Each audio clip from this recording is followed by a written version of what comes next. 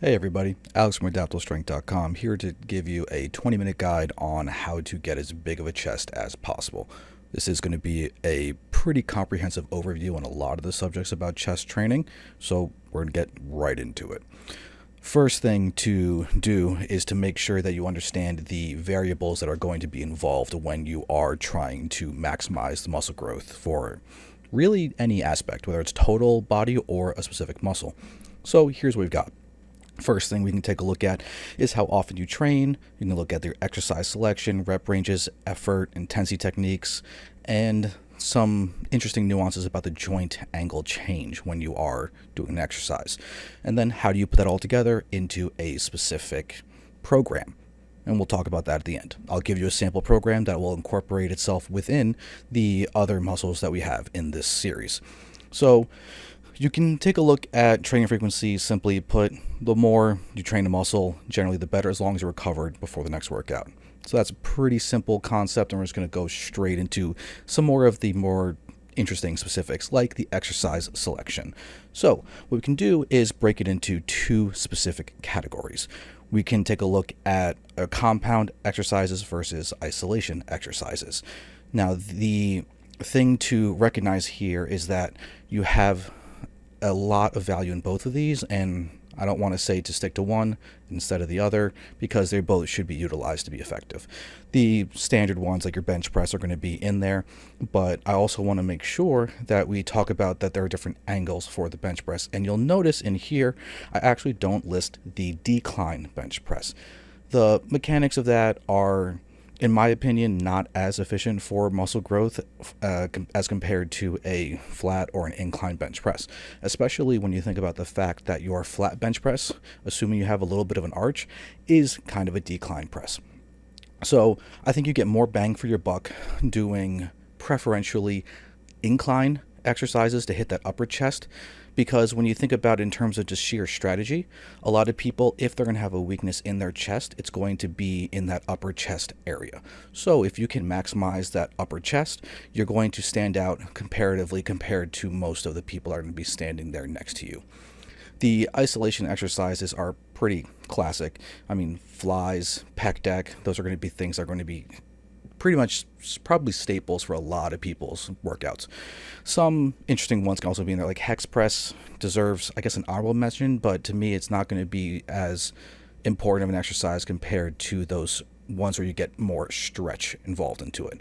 And that kind of goes into the joint angle change discussion as well, because the joint angle change for a hex press is going to be almost completely in terms of the elbow and not nearly as much in terms of the shoulder being the joint that changes the most.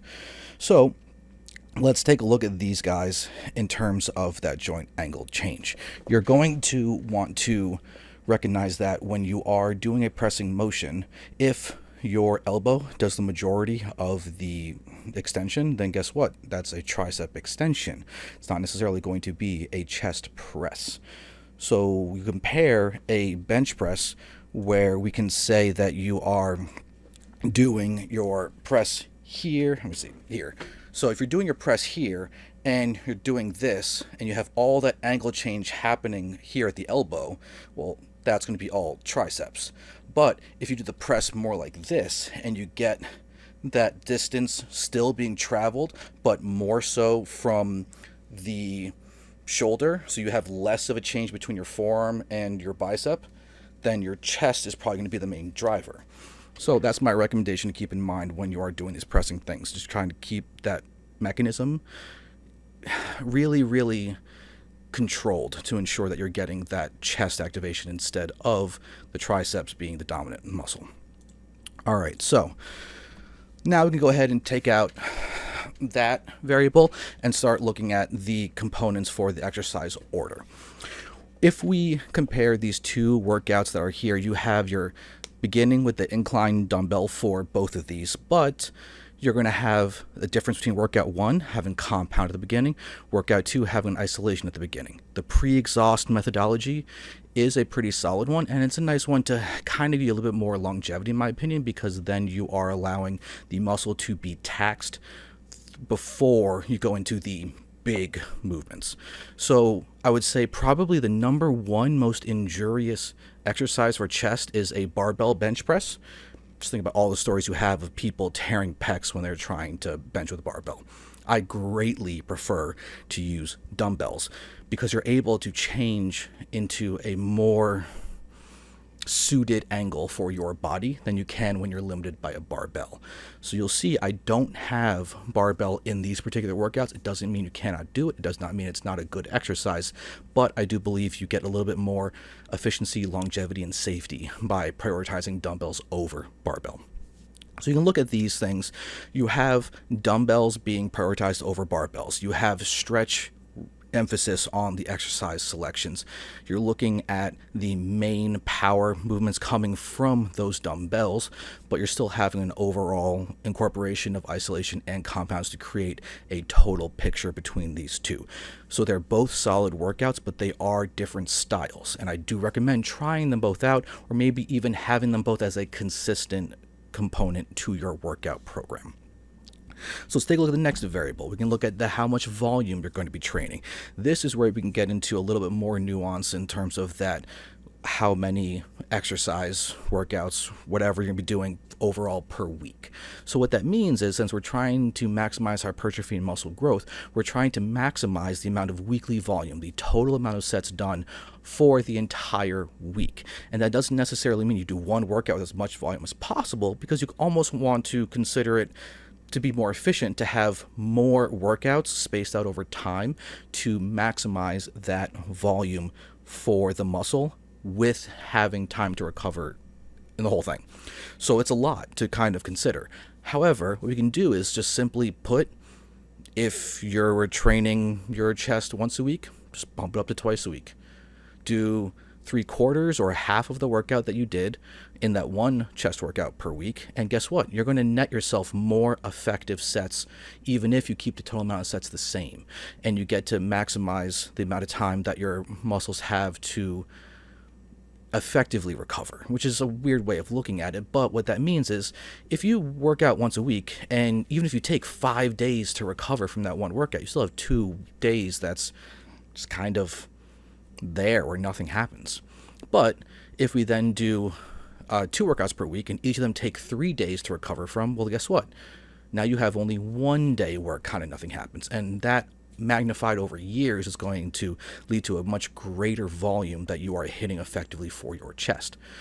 And this is true for most muscles out there.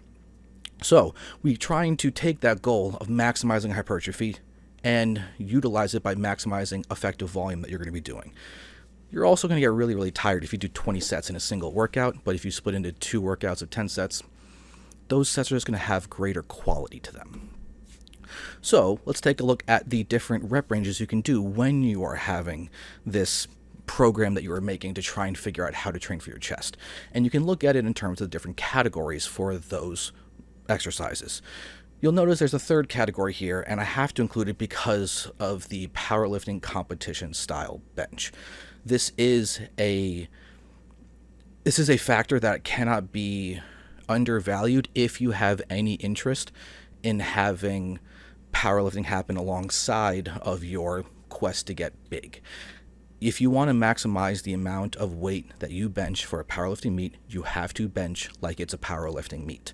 And you can still do that and get very big. There are a lot of big dudes out there who powerlift with really strong chests as well as really big chests. There are also some very small dudes with small chests, but still very large numbers in terms of what they're actually pressing. It's all about how you train. And there's a lot of variability in terms of training for a competition style bench press, with that maximizing those bench press numbers that are going to be different than how you would bench for getting a big chest.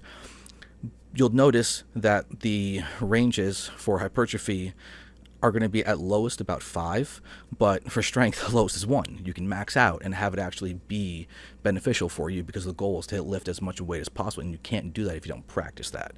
But when we're trying to look at the discussion of getting big for the sake of this video, we are looking at the range being generally between 6 and 20 reps. For compound exercise, we have to do a little bit more in terms of concentration and control, maybe cap out about 15 reps.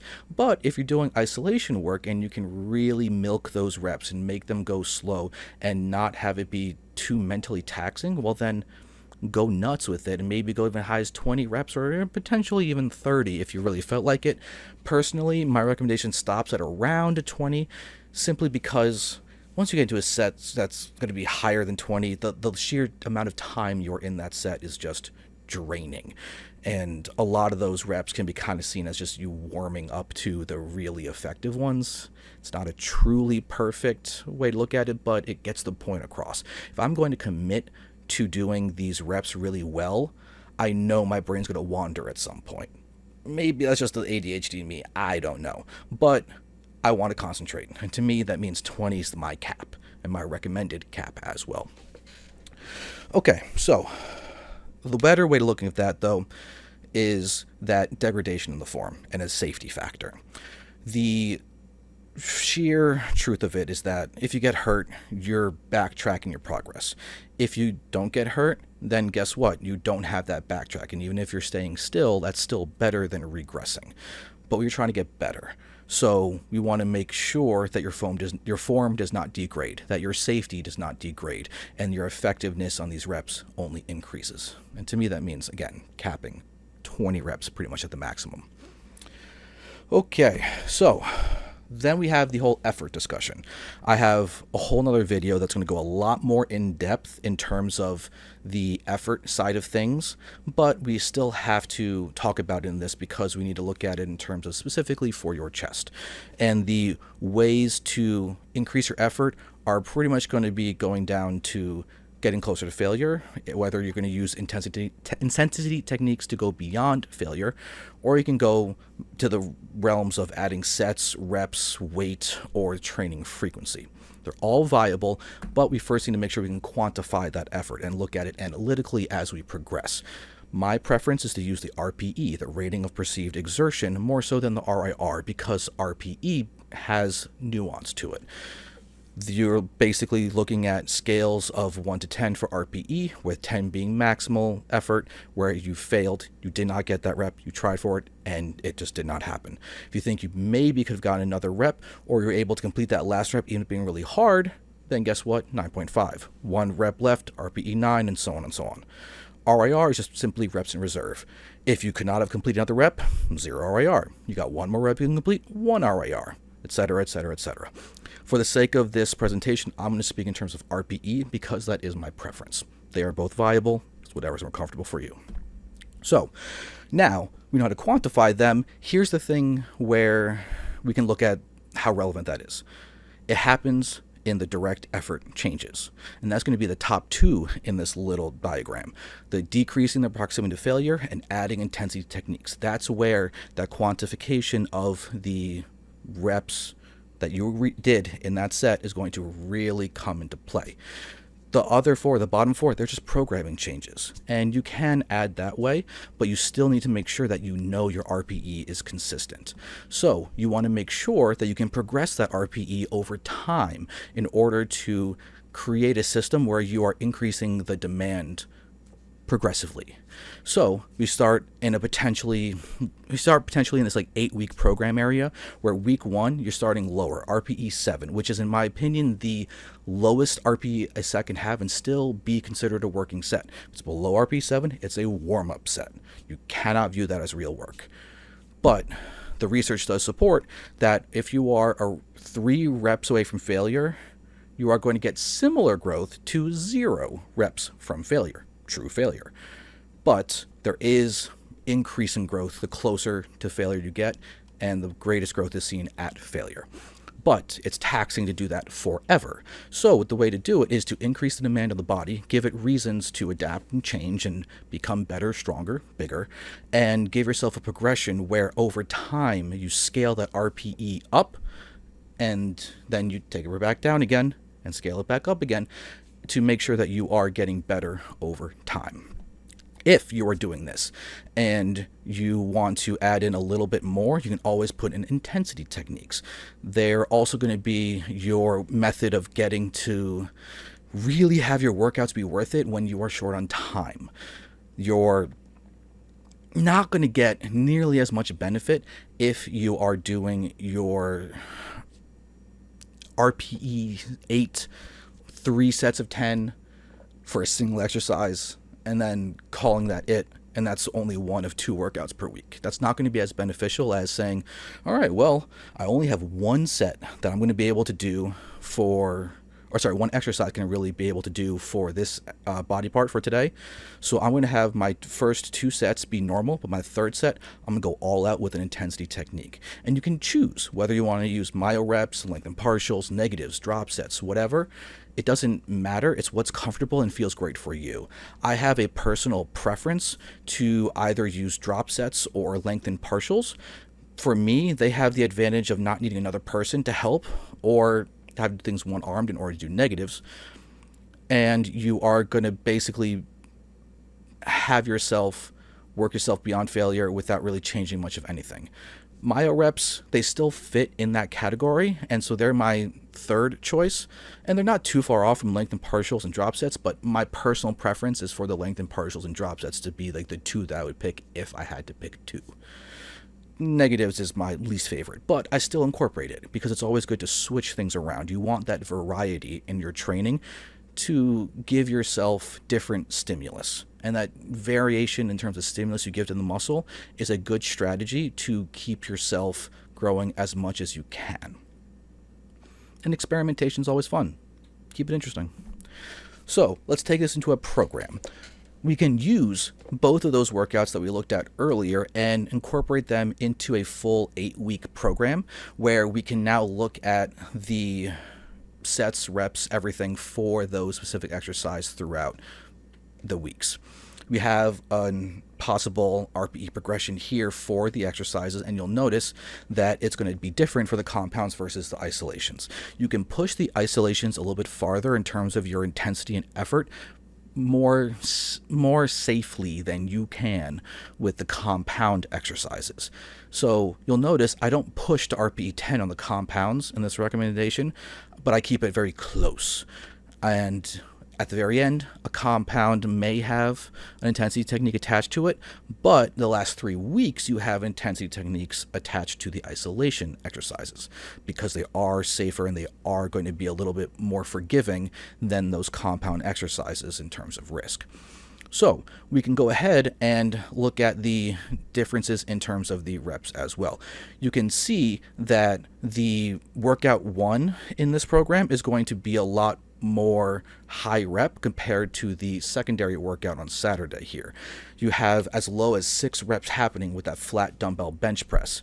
The point of this is that that's going to be the exercise out of all of these that's going to be the most taxing, the most demanding, and the one that requires the most concentration to have that form really make sure that you're pressing in the correct alignment because you don't have anything externally to support your body and its positioning. And with dips being the main movement, the dips being like the secondary movement on top of the incline dumbbell bench press, which has a similar demands as that flat dumbbell bench press on Saturday, I would rather go higher reps because you have 2 motions that are going to be more demanding on your body systemically on Wednesday. So a little bit higher reps, so it's a little bit lower weight, but still enough that you are able to concentrate and really get those exercises to be worth it when you are executing them. It's just a comparison of the difference between 2 compounds and 1 isolation versus 2 isolations and 1 compound. On the greater isolation day, I can focus more on that compound and still be safe. So this is an option for you to go ahead and just consider. And if you like it, cool. There's always going to be other options, and these are not me saying that these are the correct answer. So, thank you. I hope you learned. I hope you enjoyed. There's a lot more to this discussion than what has been put into this presentation. However, this is designed to give you an overview. There's always a lot more. So if you need anything more, you can find more information on adaptablestrength.com. The short videos are going to be on Instagram at Adaptable Strength. Nice little snippets over there for information as well. And if you just want to skip everything and just talk to me directly, Alex at adaptablestrength.com. You can send me an email and I'll be happy to help out.